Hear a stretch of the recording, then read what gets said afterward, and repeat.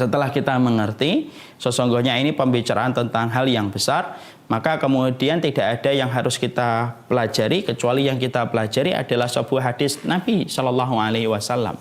Ketika Nabi lalu kemudian mengatakan, afdalu nisa'in ahlil jannah Khadijah bintu Khuwailidin wa Fatimatu bintu Muhammadin wa Maryamu bintu Imran wa Asiyatu bintu Muzahim imra'atu Fir'aun. Maka kemudian tentunya kalau kita sudah membicarakan tentang wanita dengan berbagai macam sepak terjangnya yang luar biasa membentuk peradaban, sampai akhirnya tegaknya kemenangan agama di atas muka bumi ini, sampai terciumnya syahdu iman di dalam hati kita ketika kita mengenal keimanan, berarti kita berkewajiban untuk kembali menghadirkan para wanita-wanita yang membentuk peradaban sebagaimana para wanita dulu telah memberikan kontribusi dengan memberikan anak-anak mereka membentuk peradaban gemilang pada kehidupan agama kita di waktu lampau. Selamat datang di channel Langkah Iman Istiqomah. Jangan lupa like, komen, dan subscribe. Dan semoga kita semua mendapatkan ilmu yang bermanfaat. Amin.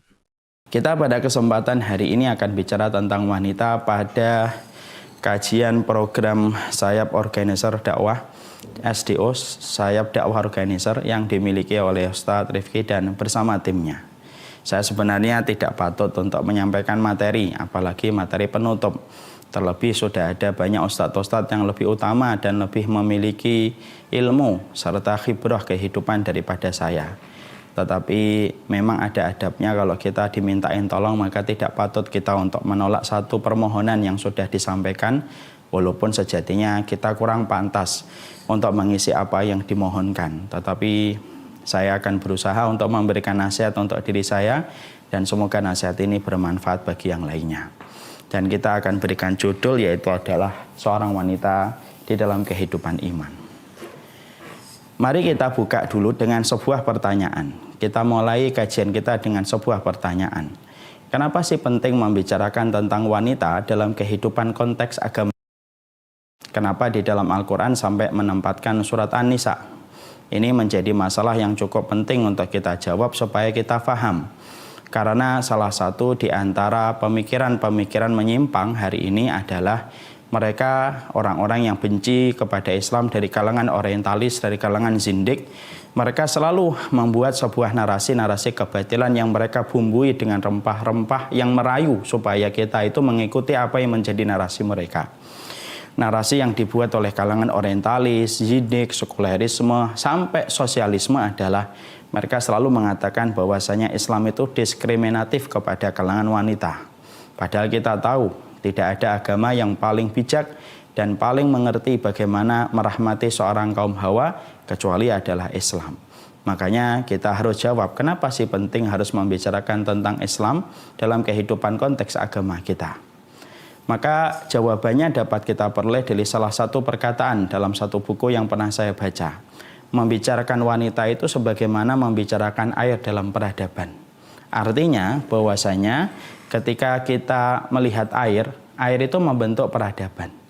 Kota Bakkah itu tidak akan pernah menjadi kota Mekah sampai hari ini kalau tidak ada air Zam-Zam yang ditemukan oleh Ibunda Hajar ketika mencari air untuk putranya, yaitu adalah Ismail. Dari air Zam-Zam yang memancar, disitulah peradaban itu mulai ada. Sampai akhirnya kita melihat kota Mekah sampai hari ini ketika kita haji ataupun umroh. Disitulah kita paham peradaban itu penopangnya salah satunya adalah air karena dia kebutuhan pokok dalam kehidupan manusia. Sama, ternyata para ulama itu menyampaikan bahwasanya kedudukan wanita itu sebagaimana kedudukan air, di mana itu merupakan perkara yang penting dan merupakan kebutuhan yang pokok dalam kehidupan agama kita. Karena sesungguhnya tidak akan pernah terbentuk sebuah peradaban yang benar kalau kita tidak memperhatikan bagaimana kedudukan wanita, bagaimana memposisikan, bagaimana mendidik mereka, dan bagaimana mengarahkan mereka sesuai dengan apa yang diridhoi dan dikehendaki oleh penciptanya, yaitu adalah Allah. Kalaulah itu sudah dilaksanakan, setiap checklistnya sudah dilakukan, disitulah peradaban itu akan berdiri tegak, yaitu peradaban Islam ketika penopangnya, yaitu kaum wanita betul-betul melaksanakan tugas sebagaimana yang dikehendaki oleh Allah Subhanahu wa Ta'ala. Makanya kita tidak pernah dapati satu agama yang paling detail mengatur kehidupan seorang wanita kecuali adalah Islam. Boleh dibuktikan. Kita tidak pernah menjumpai satu agama yang bertebaran di atas muka bumi ini yang mengatur detail tentang kedudukan wanita dan bagaimana melindungi wanita sebagaimana Islam melindungi wanitanya. Karena Islam tahu apabila wanitanya itu benar, maka sesungguhnya peradaban itu akan tegak, dan ketika wanitanya itu bengkok, peradaban itu pun akan menjadi bengkok seiring dengan bengkoknya para wanita ketika mereka tidak mengetahui apa perkara yang dikehendaki oleh Allah dari kehadiran para wanita di atas muka bumi ini. Makanya kita jumpai aturan Islam, aturan sunnah, aturan syariat yang mengatur wanita itu detail. Sampai urusan jalannya diatur, sampai urusan cara dia berbicara dengan laki-laki yang bukan mahram diatur. Cara bagaimana dia di rumah diatur. Sampai aturan darahnya yang keluar setiap siklus bulanan itu pun diatur dan diterangkan detail di dalam sunnah. Kapan itu disebut darah haid, kapan itu disebut darah istihadah, kapan itu disebut darah nifas, dan bagaimana berinteraksi dengan darah-darah itu ternyata diterangkan sedemikian detailnya oleh Islam. Kenapa? Karena sesungguhnya Islam tahu memperhatikan seorang wanita secara detail dalam perkara kecil ataupun perkara besar itu sedang mempersiapkan sebuah peradaban yang akan terbentuk ketika kita memperhatikan bagaimana wanita itu benar sesuai dengan apa yang Allah kehendaki. Makanya Masya Allah, bukan hanya mengatur, bahkan melindunginya. Bagaimana kemudian melindungi wanita diperhatikan betul di dalam Islam itu. Bagaimana wanita ketika kecil, bagaimana wanita ketika besar, bagaimana wanita ketika dia sudah balik, semua diatur. Sampai urusan yang memegang kulitnya pun tidak boleh sembarangan orang memegang kulitnya, kecuali mereka harus memiliki komitmen untuk bertanggung jawab terhadap wanita itu. Makanya perhatikan Islam. Islam itu tidak memperbolehkan seorang wanita apabila dia sudah balik untuk disentuh kulitnya, kecuali kepada yang berhak. Dan apabila menyentuhnya, maka kita harus bertanggung jawab. Salah satunya adalah bertanggung jawab kepada keluarganya ketika kita sudah menghalalkan apa yang diharamkan oleh Allah. Ini lebih daripada kerajaan Inggris ketika memberikan protokol keamanan kepada ratu mereka supaya ratu mereka tidak disentuh dengan gampang. Caranya Islam ketika melindungi wanita, Masya Allah, ketika Islam itu memberikan perlindungan kepada wanita, itu lebih daripada negara atau kepada kerajaan Inggris ketika memberikan protokol keamanan kepada Ratu Elizabeth, karena sesungguhnya wanita di dalam Islam itu diperlakukan melebihi Ratu Elizabeth di dalam kerajaannya, karena sesungguhnya wanita di dalam Islam itu memiliki kedudukan yang besar. Dia merupakan air yang membentuk satu peradaban akan menjadi benar ketika wanita ini akan menjadi benar. Makanya Masya Allah, kalau wanita itu Masya Allah, mereka betul-betul melaksanakan semua tugasnya yang Allah berikan dalam kehidupan mereka, maka kehadiran wanita solihah itu sudah membuat bergidik ketakutan para musuh-musuhnya Allah.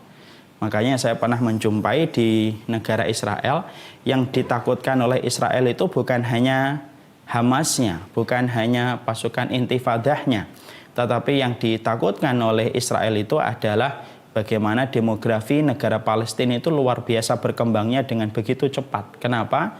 Karena salah satu keistimewaan wanita-wanita Palestina itu rahimnya subur.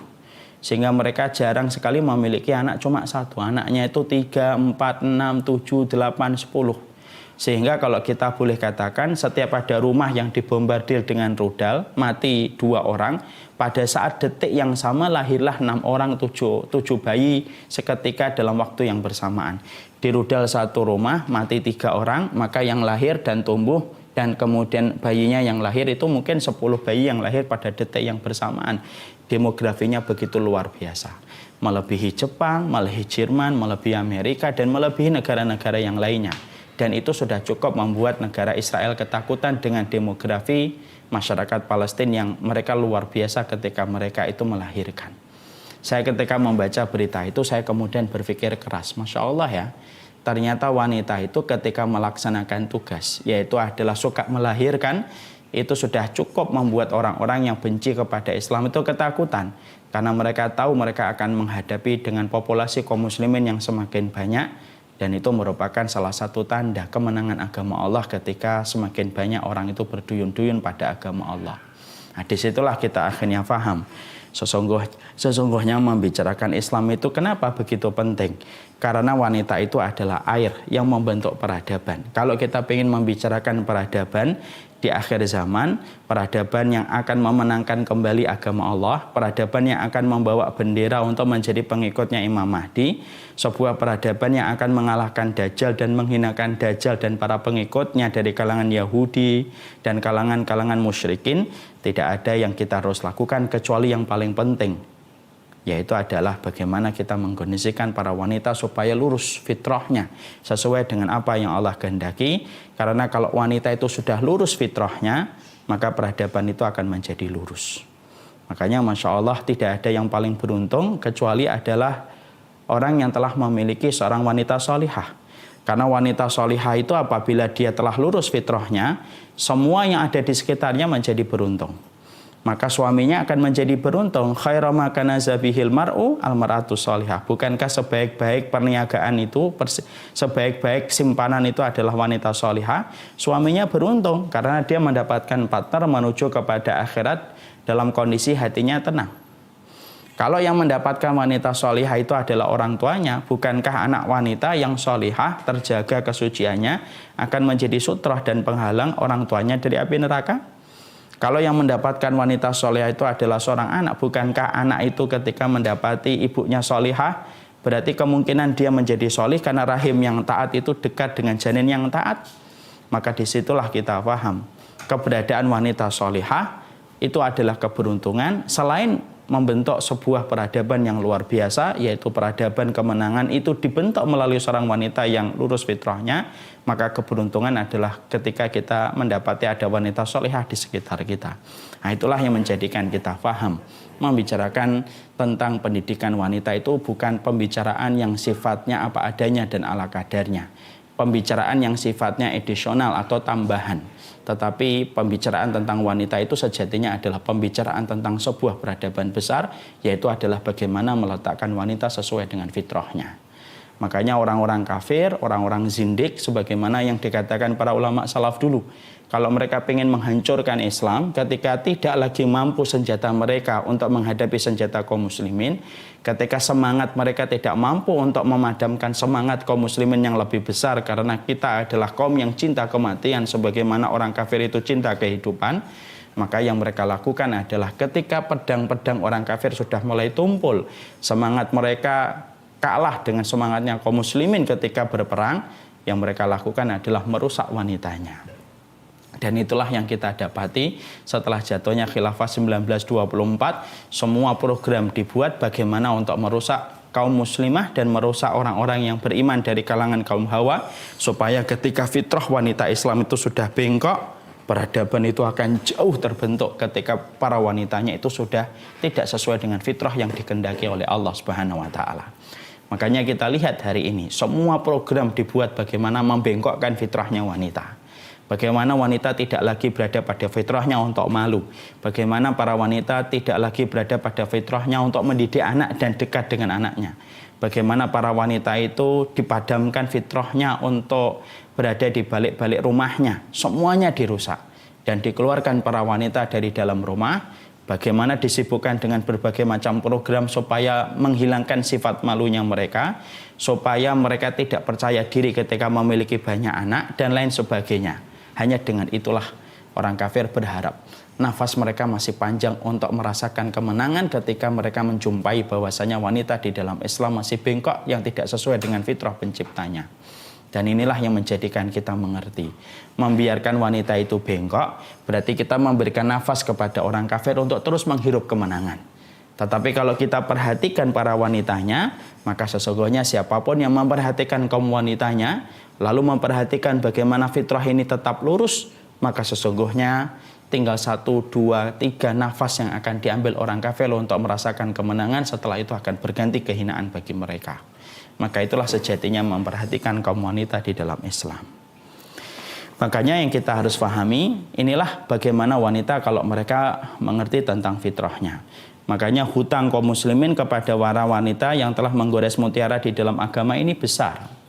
Jadi kalau boleh kita katakan kaum muslimin ini punya utang. Hutangnya kepada siapa Ustadz? Hutang kaum muslimin adalah hutang mereka itu kepada para wanita-wanita yang mereka itu telah terjaga fitrahnya. Karena akhirnya hari ini kita mampu mencium bau wanginya Islam, kita mampu mencium bau wanginya keimanan itu karena kontribusi-kontribusi para wanita yang begitu besar memberikan kontribusi mereka di dalam agama ini. Makanya Masya Allah, kita berhutang kepada Ibunda Khadijah. Bagaimana Ibunda Khadijah harta yang beliau tanamkan betul-betul menjadikan berkah pada agama ini sampai tempat kita hari ini yang ribuan kilometer dari tempat lahirnya Rasulullah mampu merasakan syahdunya keimanan karena harta yang ditanam oleh Ibunda Khadijah pada dakwah yang disampaikan oleh Rasulullah. Kita hari ini mampu menangkap bagaimana potret kehidupan Rasulullah di dalam rumah, potret kehidupan Nabi ketika mandi, potret kehidupan Nabi ketika beliau bersama dengan istrinya, potret kehidupan Nabi ketika sholat tahajud lalu kakinya Aisyah itu menjulur. Semuanya akhirnya kita dapatkan dari apa yang disampaikan oleh Bunda Aisyah ketika diberikan keenceran akal beliau untuk menghafalkan setiap hadis yang datang dari Nabi. Dan itulah merupakan hutang. Makanya Masya Allah, tidak ada sebuah narasi yang membenarkan bahwasanya Islam itu mendiskreditkan kaum wanita. Tidak ada narasi itu. Narasi itu akan batal dengan sendirinya. Karena sesungguhnya setiap orang yang faham dan mengerti tentang Islam, dia akan mengerti betul betapa Islam itu luar biasa menempatkan kalangan wanita. Dan setiap wanita ketika sudah berada pada fitrahnya yang benar, maka hutang kaum muslimin itu begitu besar kepada kalangan wanita. Ketika kalangan wanita itu mereka itu sudah memberikan kontribusi kepada agama Allah. Jadi jangan dianggap bahwasanya Imam Malik tidak akan hadir kecuali ada seorang ibu yang menjadi ibunya Imam Malik. Kemudian seorang Imam Ahmad, Imam Syafi'i, Imam Abu Hanifah, Imam Bukhari. Mereka tidak akan pernah lahir dan tidak akan pernah ada kecuali karena lahir dari orang-orang yang betul-betul berkomitmen untuk mendidik anak mereka untuk mengerti tentang urusan akhirat mereka. Makanya yang menyamakan antara Bukhari, kemudian Syafi'i, kemudian Imam Ahmad itu apa? Sama-sama yatim. Tapi luar biasa, ibu mereka yang mendidik mereka, mengarahkan mereka sampai akhirnya kita menjumpai betapa luar biasanya akhirnya Islam itu berhutang kepada kaum wanita. Karena wanita kalau sudah mengerjakan tugasnya sesuai dengan apa yang Allah kehendaki, kontribusi yang mereka berikan itu layaknya mutiara yang diambil dari dasar lautan berkilau dan menembus ruang waktu, menembus ruang waktu dan ruang jarak ketika mereka telah memberikan kontribusi yang besar kepada agama Allah. Jangan dikira bahwasanya wanita itu tidak bisa untuk hafal dan memahami agama dengan baik. Banyak ulama-ulama dari kalangan wanita. Cuma karena sifat malunya mereka, walaupun mereka itu luar biasa, maka Allah itu menyembunyikan nama mereka supaya mereka tetap terjaga iffah dan kehormatannya. Saya pernah mendengar ya, putrinya Imam Malik, ada salah satu putrinya Imam Malik, memiliki kekuatan hafalan yang luar biasa sebagaimana Imam Malik.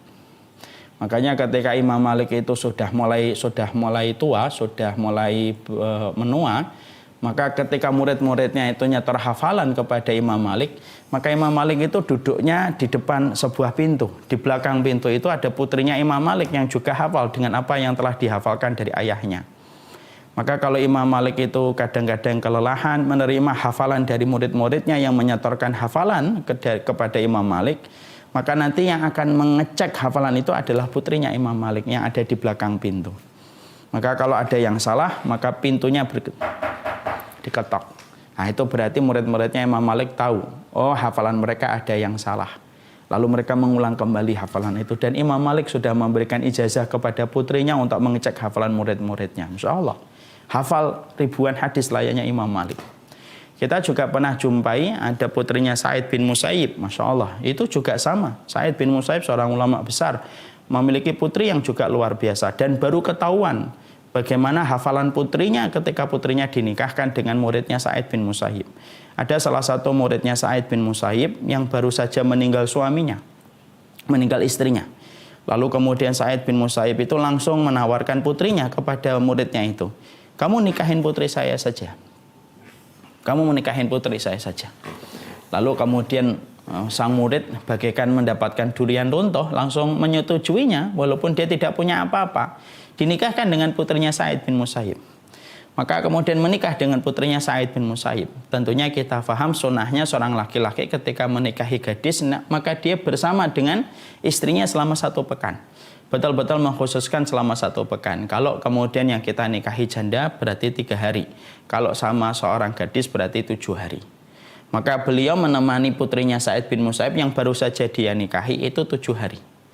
Setelah 7 hari berlalu, maka hari yang ke-8 dia bersiap-siap kembali ingin menghadiri majelisnya Sa'id bin Musayyib. Ketika lagi mempersiapkan itu, tiba-tiba istrinya, putri dari Sa'id bin Musayyib bertanya kepada suaminya, mau kemana kamu? Mau menghadiri kembali majelisnya Sa'id bin Musayyib, bapakmu, untuk menghafalkan hadis. Maka putrinya lalu berkata, sini, semua hadis yang dihafalkan oleh ayah saya hafal insya Allah. Dan itu membuat suaminya itu kaget. Dan itu menunjukkan kepada kita, Masya Allah ya, luar biasa para ulama dulu. Bahkan dari kalangan wanita pun banyak yang menjadi ulama. Cuma Allah menjaga ifah mereka, Allah menjaga kehormatan mereka, Allah sembunyikan nama-nama mereka, tidak seterkenal nama ulama laki-laki yang memang notabene sesungguhnya laki-laki tidak memiliki sifat malu sebagaimana seorang wanita solehah memiliki sifat malu. Nah, disinilah kita akhirnya paham, inilah pembicaraan tentang wanita, pembicaraan tentang masalah peradaban, pembicaraan tentang hutang kaum muslimin. Dan hari ini kita berhutang untuk melahirkan kembali anak-anak putri yang kita miliki, mendidik para ibu-ibu yang hari ini hidup bersama dengan kita, supaya mereka memiliki sifat wanita-wanita solihah yang membentuk peradaban sebagaimana para wanita ini telah membentuk peradaban di dalam agama Allah. Karena inilah hutang yang harus dibayar dalam kehidupan kita. Ketika kita ingin mengharapkan peradaban ini tegak, bukan hanya kita memperhatikan dakwah kita, tapi memperhatikan bagaimana memperhatikan kalangan wanitanya supaya mereka mampu melaksanakan tugas persis sebagaimana tugas yang telah ditetapkan oleh Allah dan Rasul-Nya. Sekarang setelah kita mengerti itu, lalu Allah itu memberikan kepada kita role model yang menjadi imam bagi kaum Hawa. Ya. Nah, kita akan pelajari role modelnya itu terus siapa, Ustadz? Setelah kita mengerti, sesungguhnya ini pembicaraan tentang hal yang besar, maka kemudian tidak ada yang harus kita pelajari, kecuali yang kita pelajari adalah sebuah hadis Nabi Shallallahu Alaihi Wasallam. Ketika Nabi lalu kemudian mengatakan, afdalu nisa'in ahlil jannah Khadijah bintu Khuwailidin, wa Fatimatu bintu Muhammadin, wa Maryamu bintu Imran, wa Asyatu bintu Muzahim, imra'atu Fir'aun. Maka kemudian tentunya kalau kita sudah membicarakan tentang wanita dengan berbagai macam sepak terjangnya yang luar biasa membentuk peradaban, sampai akhirnya tegaknya kemenangan agama di atas muka bumi ini, sampai terciumnya syahdu iman di dalam hati kita ketika kita mengenal keimanan, berarti kita berkewajiban untuk kembali menghadirkan para wanita-wanita yang membentuk peradaban sebagaimana para wanita dulu telah memberikan kontribusi dengan memberikan anak-anak mereka membentuk peradaban gemilang pada kehidupan agama kita di waktu lampau. Nah, sekarang role modelnya siapa? Nah, role modelnya itulah yang kemudian kita dapati sebagaimana perkataan Rasulullah. Rasulullah tahu wanita ini butuh contoh. Wanita ini butuh role model untuk mereka ikuti. Kalau kemudian kita tidak mengetahui role model bagi kalangan wanita, yang menjadi role modelnya itu nanti pastinya akan jatuh kepada artis Hollywood, artis Bollywood, artis mungkin Korea yang hanya disukai dan hanya dicintai hanya gara-gara parasnya, tidak lebih daripada itu. Makanya kemudian Rasulullah 1400 tahun yang lalu sudah memberikan role modelnya. Ini loh role modelnya yang harus kita ikuti, kita ambil apa pelajaran yang ada pada kehidupan mereka supaya kaum wanita itu mengerti apa yang sejatinya harus mereka ikuti supaya membentuk bagaimana mereka menjadi wanita yang akan menapaktilah sebagaimana para wanita-wanita ini telah diceritakan oleh Nabi menjadi penduduk surga. Dan Rasulullah SAW sudah menyampaikan ada 4 wanita penduduk surga yang disampaikan oleh Rasulullah. Bukan berarti 4 ini, karena termasuk Ibunda Aisyah itu juga salah satu wanita surga. Nanti kita akan ceritakan. Makanya kemudian yang kita jumpai di sini Rasulullah SAW lalu menyebutkan 4 role model yang menjadi imam bagi kaum Hawa itu 4. Yang pertama yang disebutkan oleh Nabi, Khadijah bintu Khuwailidin. Khadijah bintu Khuwailid. Yang kedua, Fatimah bintu Muhammad. Yang ketiga, Imran, yaitu adalah Maryam bintu Imran. Yang keempat adalah Asyah bintu Muzahim. Dan ini merupakan 4 yang menjadi role model kehidupan para wanita. Nah, sekarang kita bahas 4 role model ini telah disampaikan oleh Rasulullah di dalam hadis yang sahih. Sekarang mari kita bedah supaya kemudian kita mampu mendiagnosa di antara 4 wanita yang telah dijamin oleh Nabi dengan surga bagi kehidupan akhirat mereka, apa sifat yang memantaskan mereka itu masuk surga? Apa sifat yang sejatinya menjadikan mereka itu diridhai oleh Allah Subhanahu wa taala? Karena mengetahui tentang 4 sifat wanita ini pada dasarnya nanti masing-masing dari kita itu akan mengerti kita ini dimudahkan yang mana. Karena saya yakin mungkin ada di antara ibu-ibu ada yang mirip dengan kisahnya Maryam. Ada yang mirip dengan kisahnya Asia. Ada yang mirip dengan kisahnya Khadijah. Ada yang mirip dengan kisahnya Fatimah. Dan kita tidak bisa untuk kemudian mengharapkan wanita. Saya juga tidak mengharapkan ideal banget bahwasanya seluruh peserta itu nanti sebagaimana 4-4-nya ini. Enggak. Tapi wanita ini memiliki karakteristik yang berbeda-beda. Tetapi walaupun karakteristik mereka itu berbeda-beda, mereka tetap mendapatkan tiket untuk mendapatkan surganya Allah. Dan kita membahas 4 ini ditambah dengan Ibunda Aisyah supaya kemudian kita mengerti pada bagian mana kita itu nanti akan mencontoh yang betul-betul sesuai dengan kondisi dan keadaan kita. Sekali lagi saya sampaikan, innallaha qasamal a'mal kama qasamal arzak. Imam Malik itu berkata sesungguhnya Allah itu membagi amal sebagaimana Allah itu membagi rezeki. Dan pada amal-amal yang nanti kita kemudian sampaikan pada karakteristik-karakteristik yang nanti kita akan pelajari dari masing-masing wanita yang telah mendapatkan legitimasi surga dan telah mendapatkan tiketnya ke surga, kita ini mirip yang mana sih? Supaya betul-betul kita mampu untuk memantaskan diri kita sebagai salah satu wanita yang mirip dengan orang-orang yang telah dijadikan oleh Allah sebagai role model bagi kalangan kaum wanita, yaitu kaum Hawa. Maka inilah yang menjadikan kita ingin membahas sederhana. Sebenarnya role modelnya kehidupan 4 wanita ditambah dengan Aisyah yang dimiliki oleh Islam itu apa saja yang kita harus pelajari supaya kita memahami. Maka yang pertama, sekarang kita melihat yang pertama yang disebutkan Nabi adalah Khadijah binti Khuwailid. Ada yang mengatakan penyebutan ini menunjukkan urutan keutamaan. Ada yang berkata semacam itu di antara para ulama. Ada yang mengatakan penyebutan kata Khadijah yang pertama tidak menjadikan itu menjadi urutan keutamaan. Karena urutan 4-4-nya itu utama. Nah sekarang kita urutkan sesuai dengan apa yang disampaikan dan disabdakan oleh Rasulullah di dalam kalamnya. Yang pertama, Khadijah binti Khuwailid. Sekarang mari kita lihat Khadijah binti Khuwailid. Saya tidak membahas tentang sirahnya Ibunda Khadijah. Karena kalau kemudian kita membahas tentang sirahnya tentunya sangat panjang sekali dan kita membutuhkan waktu khusus. Kita akan mengambil beberapa kisah yang sangat terlihat dan sangat kuat dalam karakternya Ibunda Khadijah. Dan itu untuk mendiagnosa diri kita apakah kita memiliki sifat itu ataukah tidak. Dan kita tahu bahwasanya Ibunda Khadijah merupakan wanita yang dinikahi oleh Rasulullah yang pertama kali. Seorang janda dengan anak 2 dengan memiliki keistimewaan yang telah dicatat oleh para ulama dengan tinta emas. Untuk menggambarkan bagaimana sih kekuatan Ibunda Khadijah. Sampai Allah itu memberikan salam, sampai Rasulullah pun sampai kemudian Malaikat Jibril pun memberikan salam. Bisa nggak kita bayangkan ada seorang wanita berjalan di atas rendahnya dunia. Dia dalam kondisi masih menghirup nafas, tetapi Allah sudah memberikan salam dan Malaikat Jibril sudah memberikan salam. Kita bisa bayangkan ini. Inilah kedudukan wanita yang sejatinya. Puncak karirnya wanita itu adalah ketika mendapatkan keridhaan dari Allah. Jadi puncak karirnya wanita bukanlah mereka di kantor, puncak karirnya wanita bukanlah ketika mereka menjadi presidir, bukanlah ketika mereka S3, bukan itu. Puncak dari karirnya seorang wanita itu kalau sudah mendapatkan keridhaan dari Allah persis sebagaimana yang pernah dilalui oleh Ibunda Khadijah ketika Nabi mengabarkan kepada Khadijah bahwasanya Allah itu memberikan salam, hatta Malaikat Jibril pun memberikan salam kepada Ibunda Khadijah. Nah sekarang apa sih karakteristiknya Ibunda Khadijah yang dibahas oleh para ulama sirah? Setidaknya ada 4 yang sangat kelihatan dari Ibunda Khadijah. Yang tentunya ini menjadi role model kehidupan seorang ibu ketika mereka memiliki keluarga bersama dengan suaminya dan anak-anaknya. Yang pertama, Ibunda Khadijah itu merupakan salah satu wanita yang pertama kali masuk Islam.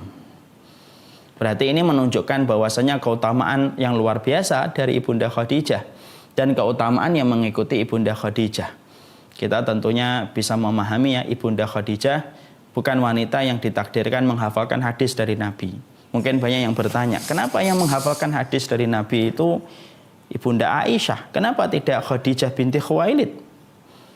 Ya, padahal beliau lebih lama bersama dengan Rasulullah. Harusnya ketika Nabi di Mekah itu banyak hadis yang harusnya disampaikan oleh Khadijah binti Khuwailid. Nah, ini ada salah satu jawaban dari para ulama. Karena kondisi Ibunda Khadijah berbeda dengan kondisi Ibunda Aisyah ketika mereka menjadi istrinya Rasulullah. Ibunda Khadijah ketika menjadi istrinya Rasulullah itu berada pada tekanan yang luar biasa dan berada pada pressure yang luar biasa.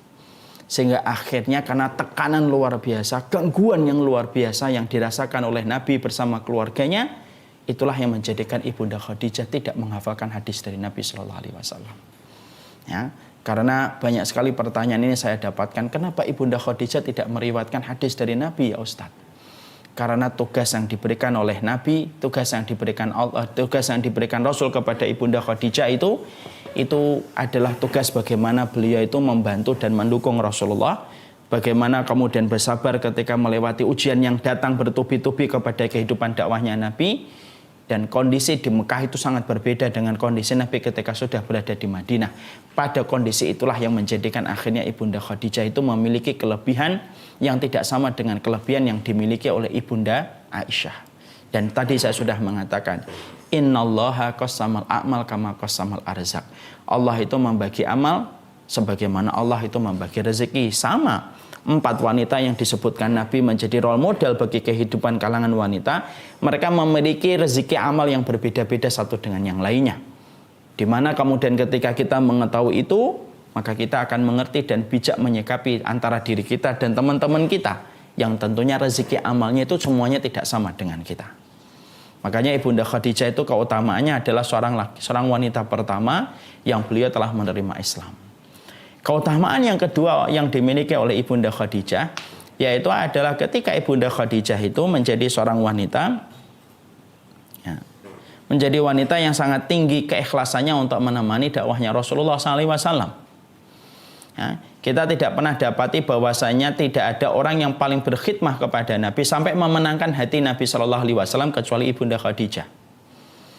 Saya belum pernah saya tuh begitu kagum sekali dengan ibu kita yang satu ini. Ibu kita Khadijah itu luar biasa ketika beliau itu menemani dakwahnya Rasulullah SAW. Khidmahnya beliau kepada Nabi itu bukan khidmah yang biasa, tapi khidmah yang terbaik. Kita dapati bagaimana Ibunda Khadijah habis uangnya untuk membantu dakwahnya Rasulullah SAW. Dia yakin ketika seluruh umat pada zaman itu mengingkari apa yang disampaikan oleh suaminya, yaitu adalah Muhammad SAW, dan begitu tulus beliau itu kemudian menemani dakwahnya Ibunda Khadijah, menemani dakwahnya Rasulullah SAW. Makanya saya kemudian sampai betul-betul memikirkan, saya itu pernah mencoba untuk menggali kitab. Kenapa Ibunda Khadijah itu menjadi pemenang hatinya Rasulullah? Bahkan ketika antara Ibunda Khadijah dengan Ibunda Aisyah itu kemudian disandingkan namanya apabila mereka dua-duanya hidup, maka kecintaan Nabi kepada Ibunda Khadijah itu lebih besar daripada kecintaan Nabi kepada Ibunda Aisyah. Padahal kalau kita sandingkan Ibunda Aisyah dengan istri-istri yang lainnya, dengan Zainab, dengan kemudian Maria Qibtiyah dan para istri-istri Nabi yang lainnya, maka pemenangnya adalah Ibunda Aisyah. Tapi kalau Ibunda Aisyah ditarik untuk disandingkan dengan Ibunda Khadijah, pemenang hatinya Nabi itu tetap Ibunda Khadijah. Maka kemudian saya menjumpai di antara perkara yang menjadikan Nabi Muhammad SAW itu betul-betul jatuh cinta kepada Ibunda Khadijah, walaupun parasnya bukan yang paling cantik di antara para istrinya Nabi, maka sesungguhnya yang menjadikan jatuh hatinya Rasulullah kepada Ibunda Khadijah itu adalah bagaimana pengorbanan yang telah diberikan oleh Ibunda Khadijah. Dia itu merelakan zona nyamannya Ibunda Khadijah dalam kondisi dia berdagang, dan zona nyamannya Ibunda Khadijah ketika berada di rumah untuk diberikan sepenuhnya kepada Rasulullah.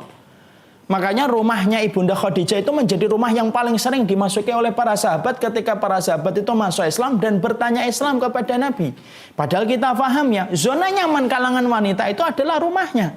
Teritorial paling sensitif yang sangat dijaga oleh kalangan wanita itu rumah.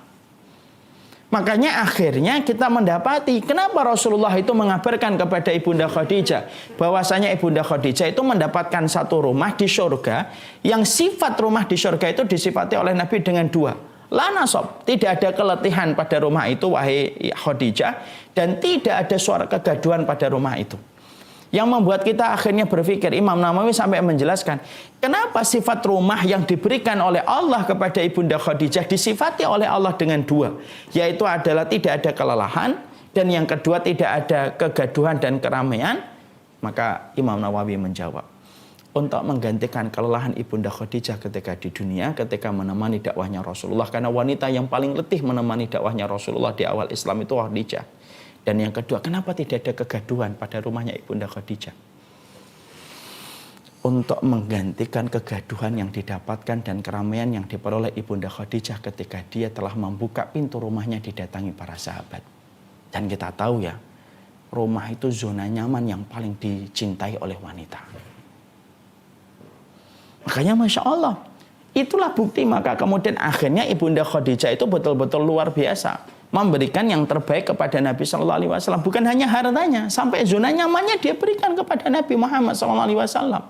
Nabi Muhammad tidak bisa membalas apa-apa kecuali Rasulullah memberikan khidmah kepada Ibunda Khadijah, dan Rasulullah mengatakan dan selalu menghibur Ibunda Khadijah dengan kata-kata surga. Yang dilakukan Nabi itu menghibur dengan surga, janji-janji Allah dengan surga.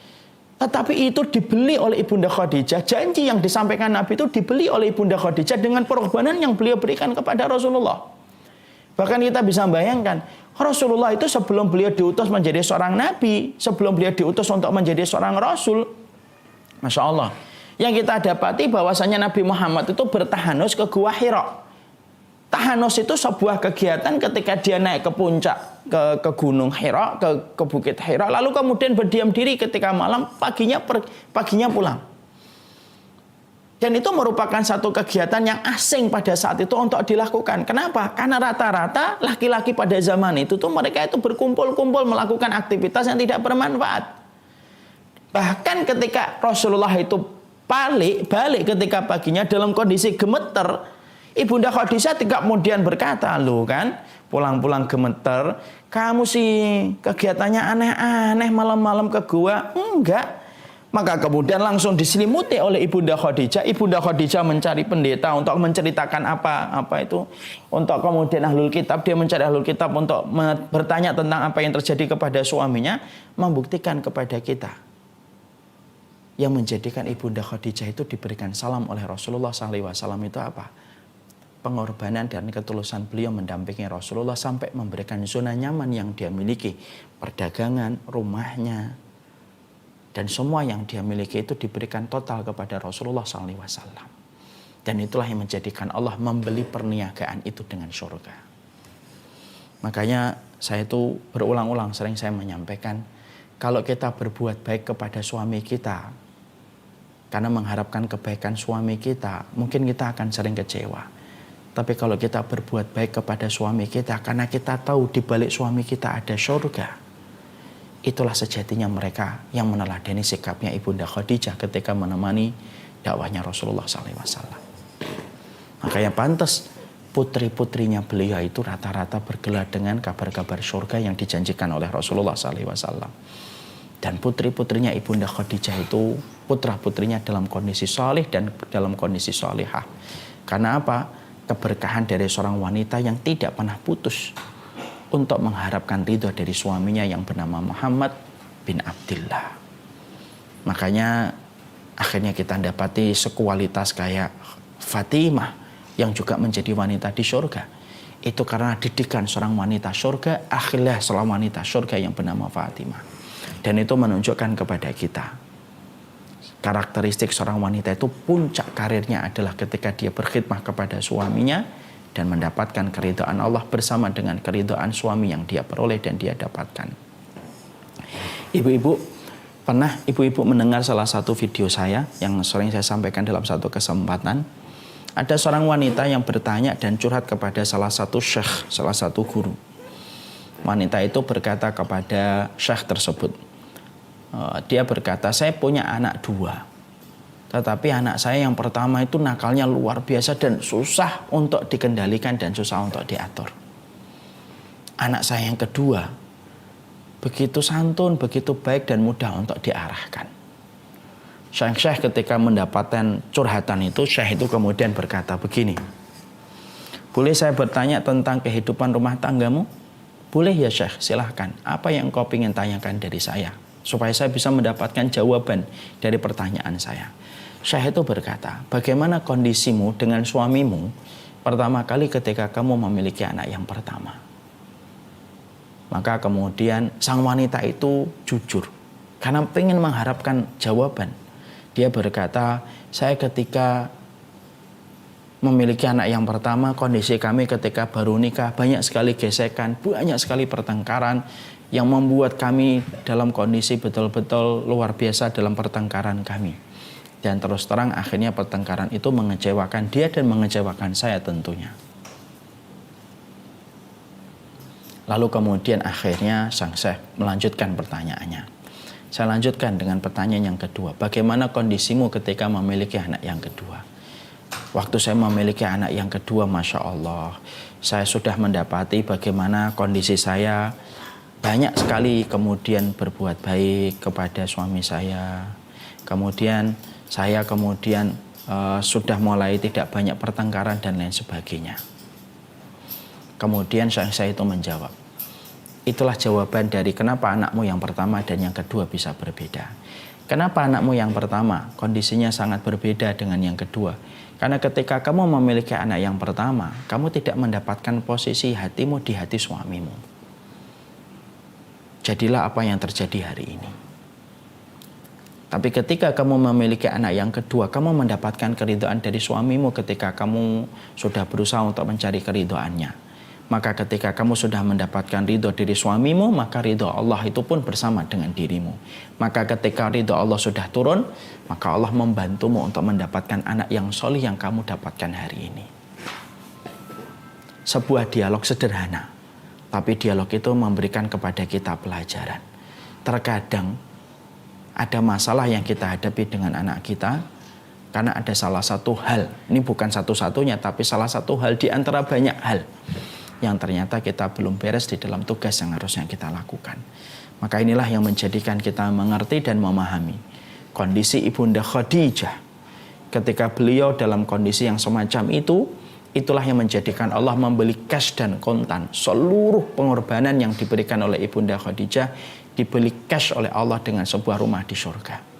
Dan itulah salah satu di antara wanita yang telah dijadikan oleh Allah sebagai role model bagi kehidupan kaum Hawa, yaitu tingkat pengorbanan Ibunda Khadijah. Kemudian yang ketiga, Ibunda Khadijah itu tentunya mendermakan hartanya di jalan Allah. Makanya disinilah kita akan menjumpai salah satu di antara sifatnya wanita itu bakhil.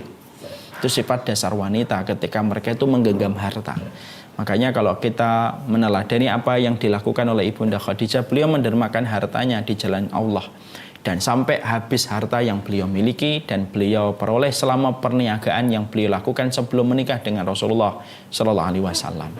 Nah, disitulah kita akhirnya mendapati juga sebuah pelajaran. Tidak semua yang kita sedekahkan itu langsung berbalik dengan kekayaan. Makanya saya tidak setuju kalau ada orang mengatakan sedekahlah kamu akan kaya. Siapa yang mengatakan sedekah itu kaya? Allah itu cuma mengatakan orang yang bersedekah diganti dengan rezeki, dan rezeki itu bukan hanya nominal. Dan harusnya sedekah itu bukan untuk dunia, rezeki sedekah itu untuk kehidupan akhirat yang lebih baik. Dan kita mendapatkan contoh dari Ibunda Khadijah, bagaimana beliau mendermakan hartanya. Seluruhnya di jalan Allah ketika beliau itu menjadi partner akhiratnya Rasulullah SAW. Makanya saya dulu berpikir ya, kenapa Rasulullah itu menikah yang pertama kali itu beliau mendapatkan janda. Beliau mendapatkan janda. Kenapa kok tidak langsung yang gadis yang langsung pinter sebagaimana Ibunda Aisyah. Tapi kenapa yang pertama kali itu adalah dengan seorang Khadijah? Padahal Allah mampu untuk mempertemukan Rasulullah SAW dengan jodoh yang betul-betul masih gadis, yang betul-betul punya kelebihan dengan berbagai macam halnya. Saya mendapati ada satu pernyataan dari ulama, karena litahammulil a'ba, karena sesungguhnya Kenapa Rasulullah dipertemukan pertama kali pada pernikahannya yang pertama itu dengan seorang janda? Karena Allah itu mengerti keberadaan janda itu tepat bagi Nabi Shallallahu Alaihi Wasallam, karena sejatinya mereka mampu untuk memikul beban yang lebih berat daripada seorang gadis. Makanya itulah yang menjadikan kita mendapati ada seorang sahabat Nabi bernama Jabir menikah dengan janda. Ditanya sama Nabi, kenapa kamu tidak menikahi gadis? Maka pada saat itu Jabir berkata, ya Rasulullah, adik-adikku banyak, tanggung jawabku banyak. Makanya menikahi itulah yang menjadi rahasia kenapa Rasulullah itu pertama kali dinikahkan dengan seorang janda. Ternyata bukan hanya karena Rasulullah dilamar oleh Khadijah, bukan hanya itu. Tapi ada pelajaran besar ketika Allah itu menyampaikan sebuah kisah bertemunya Nabi dengan Ibunda Khadijah. Makanya akhirnya dengan seluruh pengorbanan yang diberikan oleh Ibunda Khadijah, itulah yang kita dapatkan yang terbaik. Kemudian yang keempat, tetap beriman ketika yang lain itu ingkar. Makanya Ibunda Khadijah itu selalu menjadi partner terbaik untuk kehidupan Rasulullah SAW. Ya, dan itu kemudian ditunjukkan ketika kepadanya sebuah luar biasa, yaitu adalah dengan yang menyediakan yaitu surga khusus buat Ibunda Khadijah. Dan itu menjadikan kita akhirnya memahami tentang keutamaan yang dimiliki oleh Ibunda Khadijah. Berarti kalau boleh kita ringkaskan, role model kehidupan kaum wanita yang pertama adalah Ibunda Khadijah. Itu sangat kuat bagaimana Ibunda Khadijah mendapatkan kedudukan dan mendapatkan tempat di hatinya Rasulullah SAW. Bagaimana pengabdiannya, pengorbanannya luar biasa. Bagaimana beliau merelakan zona nyamannya beliau ketika menikah dengan Nabi. Karena beliau tahu menikah dengan Nabi itu bukan untuk kesenangan. Beliau tahu betul ketika menikah dengan Nabi itu bukan untuk mendapatkan sukacita. Tapi menikah dengan Rasulullah itu sebuah jalan baginya untuk mendapatkan ridhonya dari Allah. Makanya seorang wanita ketika mereka telah menempatkan pernikahan bukan untuk ajang memuaskan dirinya, tapi sesungguhnya setiap wanita ketika mereka ngerti betul bahwasanya pernikahan itu bukan hanya masalah biologis, tapi adalah masalah ideologis untuk betul-betul mendapatkan ridhanya Allah, maka sesungguhnya luar biasa keluarga itu akan diridhai oleh Allah Subhanahu wa taala. Nah, itulah yang kita jumpai dari keberadaan Ibunda Khadijah. Sekarang mari kemudian kita lihat berikutnya. Karakternya Ibunda Maryam. Tentunya kita mengetahui bahwasanya Ibunda Maryam itu merupakan salah satu wanita yang dimiliki oleh Islam yang memiliki keutamaan besar. Disucikan oleh Allah Subhanahu wa taala. Sampai Imam Ibnu Katsir itu berkata, sesungguhnya Allah mensucikan Ibunda Maryam itu sampai Allah sucikan, sampai Allah tidak jadikan Ibunda Maryam siklus bulanan kecuali 2 atau 3 kali seumur hidupnya. Setelah itu tidak pernah beliau siklus bulanan. Kenapa? Wa tahharaki. Karena Allah yang mensucikan Ibunda Maryam bintu Imran untuk kemudian betul-betul Allah cintai. Tidak ada wanita yang paling Allah cintai pada zaman itu kecuali adalah Ibunda Maryam. Jadi bukan Mona Lisa, bukan siapapun yang menjadi role model, tetapi sesungguhnya itulah Ibunda Maryam. Salah satu di antara keutamaan yang dimiliki oleh Ibunda Maryam itu apa? Menjaga kesuciannya. Seorang wanita yang sangat terjaga kesuciannya. Makanya kalau kemudian kalangan wanita hari ini kita dapati kalau dari kecilnya sudah terjaga kesuciannya, baru balik sudah memiliki rasa malu, tidak mau kelihatan itu ujung rambutnya oleh orang lain. Milikilah bahwasanya anak kita kalau sudah memiliki sifat semacam itu, berarti itulah wanita-wanita yang memiliki keserupaan dengan Ibunda Maryam. Pernah nggak kita jumpai anak kita kemudian minta turun atau kemudian hanya untuk membetulkan jilbabnya, minta diberhentikan motornya, itu beruntung bapaknya kasih waktu supaya anaknya membereskan kerudungnya, walaupun yang kelihatan cuma 3-4 rambut. Kenapa? Berarti wanita itu memiliki keutamaan sebagaimana keutamaan Ibunda Maryam yang sangat menjaga kesuciannya. Ya. Dan sesungguhnya menjaga aurat dan menjaga kesucian itu merupakan salah satu di antara identitas wanita-wanita surga. Ingatkah kita salah satu wanita surga yang pernah diceritakan oleh Nabi Shallallahu Alaihi Wasallam, seorang wanita budak hitam yang terkena penyakit ayan, yang meminta kepada Nabi supaya disembuhkan oleh Nabi dengan doanya. Lalu Nabi memberikan 2 opsi, in syi'ta da'auti. Kalau kemudian mau, saya akan mendoakan kamu dan kamu akan sembuh. Tapi kalau kamu mau, kamu bersabar, maka kamu akan mendapatkan pahala surga. Wanita itu kemudian memilih, saya kalau begitu sabar ya Rasulullah. Setelah itu dia pergi, baru beberapa langkah dia mengatakan kepada Nabi, cuma saya minta satu ya Rasulullah, kalau saya itu penyakit ayan saya kambuh, sering sekali saya itu kambuh dan tidak sadar kalau ayanku sedang kambuh, dan sering sekali terungkap auratku, yang mana kalau tersingkapnya aurat ketika sedang tidak sadar maka tidak dosa. Tapi karena wanita ini sudah tumbuh keimanan, wanita ini berkata, "Ya Rasulullah, tolong doakan supaya Allah menutup auratku secara rapat ketika ayanku kambuh dan aku akan bersabar dengan ayan yang Allah berikan kepadaku."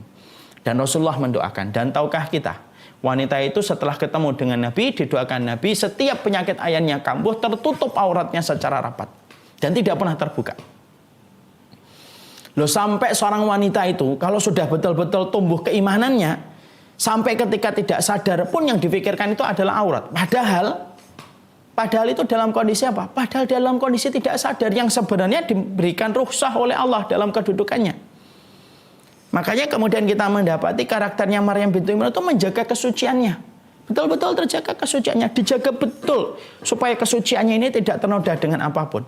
Makanya pantas kalau ada seorang orang tua, seorang bapak, seorang ibu mampu memiliki anak putri 2, 3 yang sampai dia jaga kesuciannya sampai menikah, betul-betul itu menjadi sutrah dan penghalang orang tuanya dari api neraka. Kenapa? Cintanya Allah kepada wanita yang menjaga kesuciannya. Cintanya Allah kepada wanita yang mampu menjaga kesuciannya, dan cintanya Allah kepada orang tua yang mampu memberikan anugerah dan kontribusi dengan putrinya yang dia jaga semata-mata karena taatnya orang tua itu kepada Allah. Ya. Makanya sangat menjaga kesucian ini sangat tergantung bagaimana pola kehidupan rumah tangga, terutama kehidupan ayah dan ibunya, terutama kehidupan bapak dan ibunya. Makanya Masya Allah ini, kalau kita ingin mendapati putri-putri kita terjaga, maka kita harus berbagi peran antara istri dengan seorang ayah. Kalau kita ingin menciptakan anak-anak ataupun diri kita sebagaimana Maryam bintu Imran. Suami kita ini harus bagaimana singa yang begitu tegas ketika menjaga putrinya. Makanya saya pernah itu dikasih sebuah pertanyaan sama salah satu jamaah saya dekat rumahnya sini. "Ustadz, saya itu diprotes sama putri saya. Putri saya berkata, Abi ini terlalu galak. Makanya setiap ikhwan yang datang nggak jadi. Karena Abi terlalu galak. Jangan terlalu galak-galak, Abi. Biar kemudian gampang jodohnya kita." Abinya gelisah dengan ucapan komentar anaknya. Dia tanya sama saya itu dikomentari terlalu galak, Ustadz. Tapi saya galak ini punya alasan. Kalau saya tidak galak sebagaimana singa, anak saya nanti digondol satu-satu, Ustaz. Dan itu akan menjadi kerugian saya. Apakah saya salah ketika saya itu galak sebagaimana singa? Saya ngomong, "Loh betul Bapak. Bapak ini harus galak sebagaimana singa. Biarkan ibu yang menjadi kucing yang lembut kepada putrinya. Tapi Bapak itu harus galak." Kenapa? Kegalakan dan ketegasan seorang ayah itu menjaga kesucian anak. Makanya kemudian salah satu karakternya Maryam bintu Imran itu apa? Sangat menjaga kesucian. Karena juga memiliki seorang ayah yang sangat menjaga kesuciannya dan memberikan lingkungan yang terbaik. Siapa ayahnya? Imran. Keluarga Imran, keluarga yang terkenal menjaga kesuciannya, terjaga betul. Makanya banyak sekali riwayat yang menerangkan bagaimana komitmennya Imran ketika kemudian menjaga Maryam supaya Maryam itu tetap Maryam itu betul-betul terjaga dari berbagai macam noda dan terjaga kesuciannya. Makanya wanita hari ini kalau kemudian menjadi seorang ibu, tidak akan mungkin kita itu akan melahirkan anak-anak yang taat kepada Allah ketika kita tidak mentaatkan diri kita. Salah satu ketaatan identitas penduduk surga itu masalah pakaian, menjaga kesuciannya, menjaga auratnya betul-betul. Jangan dianggap remeh masalah pakaian bagi kalangan wanita. Kenapa? Pakaian itu masalah besar di hadapan Allah. Orang ketika meninggal dunia saja diatur pakaiannya, kain kafannya 3 lapis. Padahal meninggal dunia diatur. Bagaimana ketika memandikan tidak boleh melihat aurat-aurat vitalnya. Padahal dia sudah meninggal dunia.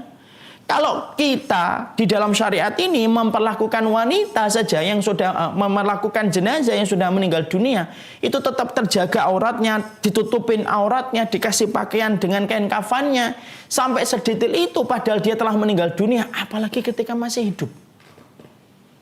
Allah itu memperhatikan pakaian. Makanya Maryam bintu Imran itu terjaga kesuciannya, terjaga auratnya, terjaga sifatnya yang tidak pernah tersentuh oleh laki-laki, Masya Allah. Seorang perempuan yang sama sekali semenjak dia balik tidak pernah tersentuh dengan laki-laki yang bukan mahramnya. Dan itu keutamaan dari Maryam bintu Imran. Ditambah lagi kemudian bagaimana dia sabar dengan ujian yang Allah anugerahkan kepada Maryam. Ujiannya berat. Dia mengandung sebuah tugas yang berat, yaitu mengandung Isa. Yang mana pada saat itu dia tidak pernah tersentuh dengan laki-laki. Tapi ujian itu dilewati oleh Ibunda Maryam dengan begitu berat. Apa yang didapatkan oleh Ibunda Maryam? Celaan, hujatan. Padahal maaf ya, kekuatan perempuan untuk mendapatkan hujatan itu berbeda kualitasnya dengan laki-laki ketika mendapatkan hujatan. Kalau laki-laki mendapatkan hujatan itu lebih kuat dia menerima hujatan dan celaan. Kenapa? Karena laki-laki itu makhluk di luar, makhluk sosial, makhluk yang berinteraksi.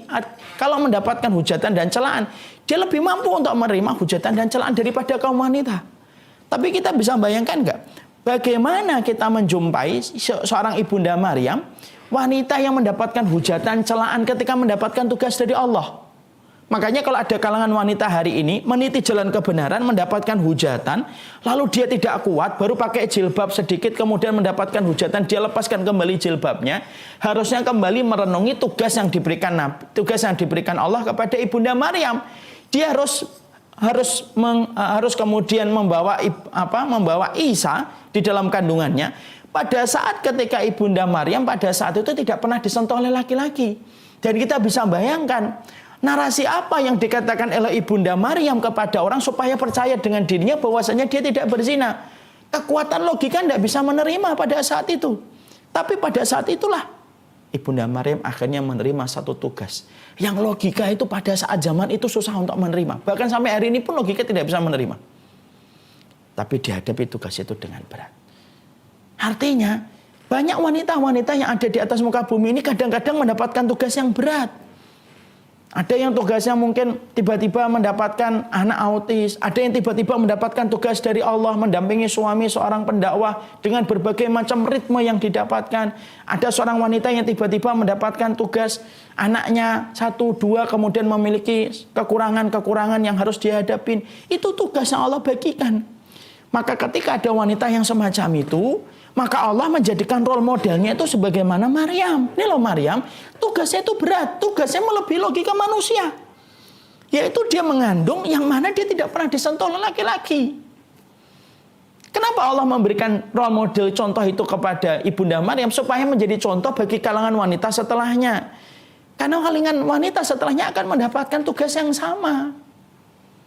Dan kita menjumpai bahwasanya Ibunda Maryam telah menyelesaikan tugasnya. Dan akhirnya pujian Allah itu mengalir kepada Ibunda Maryam. Masya Allah ya. Makanya Masya Allah Ibunda Maryam mendapatkan cobaan itu dan dia bersabar. Saking kemudian bukan hanya sabar. Ibunda Maryam itu sampai memiliki kebeningan hati. Hatinya itu bersih betul Ibunda Maryam itu. Sampai kemudian orang menghujat dia, melempari beliau dengan kerikil. Sampai kemudian dalam surat Maryam dia bersandar ke pohon kurma. Fa'ajahal makhadu ila jinninah lati qalat ya laitani mitu qabla hada wa kuntu nasan mansiyah. Dan sampai Ibunda Maryam itu saking beratnya ujian, dilempari batu, diusir, dicemooh, dicela. Karena sudah terkenal sebagai perempuan yang menjaga kesucian, tapi ternyata dia hamil tanpa ada suaminya. Lalu kemudian sampai dia diceritakan oleh Allah bersandar ke pohon kurma. Ketika bersandar ke pohon kurma, beliau sampai berdoa, ya Allah matikanlah saya supaya saya itu dilupakan manusia dan tidak lagi dihiraukan manusia. Imam Qurtubi di dalam kitabnya At-Tadhkirah mengomentari doanya Ibunda Maryam itu, bukan Ibunda Maryam putus asa ketika minta mati, bukan. Imam Qurtubi di dalam kitabnya itu mengatakan Ibunda Maryam meminta mati adalah supaya orang yang mencelanya dan menghujatnya tidak bertambah dosanya. Karena celaan dan dosa karena dosa celaan yang mereka berikan kepada Maryam itu pasti dipertanggungjawabkan mereka di hadapan Allah. Saking bening hatinya. Jadi akhirnya kita mendapati karakter yang Maryam bintu Imran itu apa? Memberikan kekuatan kepada para wanita. Kalaupun kamu berjalan di atas rel kebenaran, ketika kamu mendapatkan satu kebaikan dan kebenaran yang kamu ikuti, tugas yang Allah berikan kepada kamu, bersabar di situ. Itulah ujian yang Allah berikan kepadamu, sebagaimana Allah pernah memberikan ujian yang jauh lebih berat daripada ujian yang kamu dapati. Yaitu adalah bagaimana Ibunda Maryam harus mengandung Isa. Dan pertolongan Allah itu tidak pernah terlewatkan. Ya, ada yang diuji dengan pengorbanan dia kepada suaminya kayak Khadijah. Ada yang diuji dengan celaan yang dia dapatkan sebagaimana Ibunda Maryam. Makanya pada Ibunda Maryam itu setidaknya 2 yang paling menonjol dari Ibunda Maryam. Kesabaran atas tugas yang Allah berikan kepada Ibunda Maryam. Dan yang kedua, kebeningan hatinya Ibunda Maryam. sampai dia rela mati supaya orang itu tidak bertambah dosanya ketika menambah hujatan dan celaan kepada dirinya. Nah, itulah yang kita dapati dari Ibunda Maryam. Kemudian yang ketiga yaitu adalah karakternya Ibunda Fatimah. Ini karakter Ibunda Fatimah ini panjang lebar, tapi saya cukupkan yaitu karakternya Ibunda Fatimah itu yaitu adalah putri yang sangat patuh kepada orang tua. Jadi sebelum dipetik oleh Ali bin Abi Thalib, luar biasa. Ibunda Fatimah adalah orang yang luar biasa ketika bersama dengan ibundanya Khadijah dan bersama dengan Rasulullah Muhammad. Makanya Masya Allah ya, seorang wanita yang begitu baik dengan ibunya Khadijah. Dalam beberapa buku-buku sirah saya mendapati Ibunda Fatimah sangat memuliakan ibunya. Sangat memuliakan ibunya. Makanya akhirnya beliau menjadi wanita yang lembut. Ingat, seorang anak yang paling lembut sama ibunya adalah orang yang paling lembut hatinya. Dan tentunya tidak akan pernah dijadikan oleh Allah celaka. Wa baram biwalidati wa lam yaj'alni jabbaran syaqiyya. Aku berbuat baik kepada ibuku, maka aku tidak celaka dan aku tidaklah kasar. Makanya kalau kita mencari menantu, Bu, mencari menantu pastikan yang paling baik sama ibunya. Karena menantu yang paling baik sama ibunya itu adalah menantu yang sejatinya dia paling lembut hatinya dan tentunya tidak akan pernah celaka. Dan itulah yang dicontohkan Ibunda Fatimah. Bukan hanya kepada ibunya, kepada bapaknya pun luar biasa. Sampai akhirnya dipetik oleh Ali bin Abi Thalib, orang yang terbaik mendapatkan yang terbaik. Ibunda Fatimah itu keluarga surga. Bapaknya penduduk surga, ibunya penduduk surga, suaminya penduduk surga, anaknya pun menjadi penduduk surga. Padahal wanita ini menjadi wanita yang luar biasa, sangat patuh dan hormat kepada suaminya. Cintanya kepada sunnah lebih besar daripada kepada dirinya sendiri. Makanya kan beliau pernah meminta pembantu kepada Nabi, tetapi justru Nabi berkata, maukah aku tunjukkan kepadamu sesuatu yang lebih baik daripada seorang budak? Ucapkanlah kalimat-kalimat takbir, tahmid. Yang sejatinya kalau kita minta pembantu meringankan beban pekerjaannya kok. Tapi justru diberitahukan oleh Rasulullah dengan zikir. Disitulah kita akhirnya mendapati satu perkataan emas dari para ulama. Wahai wanita, kurangilah kesenanganmu di dunia supaya bertambah kesenanganmu di akhirat. Sekali lagi, kurangilah kesenanganmu di dunia supaya bertambah kesenanganmu di akhirat. Nah, itulah yang menjadikan akhirnya kita mendapati karakternya Fatimah. Jadi kalau seorang wanita role modelnya itu adalah ya baik sama orang tuanya, sabar terhadap orang tuanya. Saya menyampaikan, Bapak dan Ibu, sesungguhnya orang tua kita itu terkadang belum sama persepsinya sebagaimana yang kita pelajari.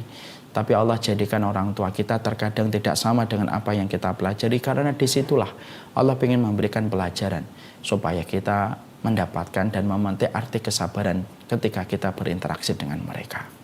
Kemudian yang keempat, karakternya Asiyah. Karakternya Asiyah ini Masya Allah ya, tentunya ada beberapa yang menjadi role model dalam kehidupan Asiyah. Keyakinannya kuat mempertahankan akidah. Wanita ini tidak tergiur dengan kedudukan harta, kemewahan, padahal suaminya itu kaya raya. Harusnya dia termasuk hak sosialita dalam kehidupan rakyat Mesir, tapi beliau tidak pernah ikut pada kegiatan yang sifatnya itu sia-sia. Wanita ini jangan dikira Asiyah itu lembut betul, padahal suaminya keras. Nah, disitulah kita kadang-kadang mendapati banyak suami kadang-kadang lembut mendapatkan istri yang keras, banyak istri yang lembut tapi mendapatkan suami yang keras. Itu salah satu harmonisasi dalam kehidupan. Tapi yang paling luar biasa yang kita petik dari pelajarannya Asiyah itu apa? Walaupun dia suaminya adalah Fir'aun, itu tidak memadamkan dan tidak melewatkan surga untuknya. Kan banyak kan wanita hari ini kalau mereka menikah gitu, ternyata suaminya tidak sesuai dengan ekspektasi dia, lalu kemudian dia menyalahkan kondisi suaminya. Saya tidak bisa masuk surga gara-gara suami saya begini. Padahal Masya Allah ya, dari kisahnya Asiyah itu kita akhirnya mendapati Asiyah itu hidup pada satu keluarga yang tidak ideal. Suaminya mengaku sebagai Tuhan yang paling tinggi. Tapi itu pun tetap bisa menjadikan seorang ibunda Asiyah mendapatkan ridhonya Allah di tengah keimanan yang dia miliki kepada apa yang dibawa oleh putra angkatnya, yaitu adalah Musa. Ya, banyak wanita hari ini mendapatkan cobaan dari suaminya. Ada suaminya yang berzina, ada suaminya yang minum alkohol, ada suaminya yang tidak mau belajar agama sama sekali.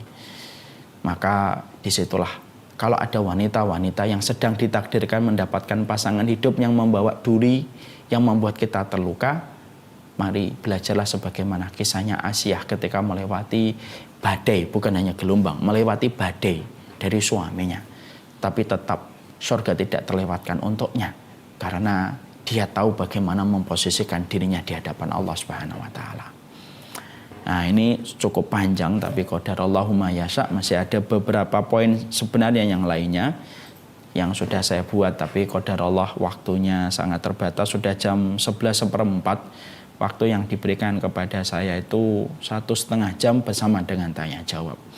Nah, setidaknya walaupun baru membahas separuhnya, kapan-kapan mungkin separuhnya akan dibahas sama Ustadz Rifki, tapi disinilah kita akhirnya paham role model kehidupan kaum Hawa itu sebenarnya 4, yaitu yang pertama, ikutilah sebagaimana kisahnya Khadijah binti Khuwailidin. Ya, kemudian yang kedua yaitu adalah kepada Maryam bintu Imran, kemudian Fatimah bintu Muhammad, lalu kemudian Asiyah binti Muzahim, dan ditambah dengan Aisyah binti Abi Bakar. Dan Aisyah itu menjadi salah satu wanita surga karena kontribusi bagaimana khidmahnya kepada ilmu agama ketika beliau menghafalkan hadis-hadis dari Rasulullah SAW dan menjadi pemenang cintanya Nabi setelah Khadijah radhiyallahu anha. Luar biasa, kalaulah setiap para wanita meneladani role model yang telah digariskan oleh Allah, tentunya kita tidak akan butuh figuran dan tidak akan pernah butuh role model imitasi yang hanya bisa memperlihatkan sebuah perkara fisik tetapi kropos di dalamnya yang tidak memperlihatkan apa-apa. Dan setiap wanita itu ditakdirkan pada masing-masing rezeki amalnya beda-beda. Saya yakin ibu-ibu yang ikut pada Mother School kali ini karakternya beda-beda. Ada yang karakternya mungkin sedang Allah jadikan benang merahnya kayak Asiyah bintu Muzahim. Ada di antara ibu-ibu yang benang merah kehidupannya itu hampir mirip dengan kisahnya Khadijah. Ada yang di antara ibu-ibu itu yang benang merahnya itu dikaitkan sebagaimana kehidupan Fatimah bintu Muhammad. Ada yang benang merahnya itu kayak Maryam bintu Imran. Nah, setidaknya pada rezeki amal itu kita tahu, saya itu lebih mirip yang mana. Dikaji supaya kita bisa menjadi role model kehidupan seorang wanita yang sejatinya. Sekali lagi, kalau seorang wanita telah ada dalam satu pusaran kehidupan, maka seluruh yang ada di sekitarnya itu menjadi beruntung. Suaminya menjadi beruntung, orang tuanya menjadi beruntung, anaknya juga paling beruntung, saudaranya pun beruntung. Karena keberadaan wanita itu ibarat tanah yang subur. Apapun yang ditaruh di tanah yang subur akan menjadi buah yang manis yang dipetik setiap saat. Wallahu a'lam bishawab.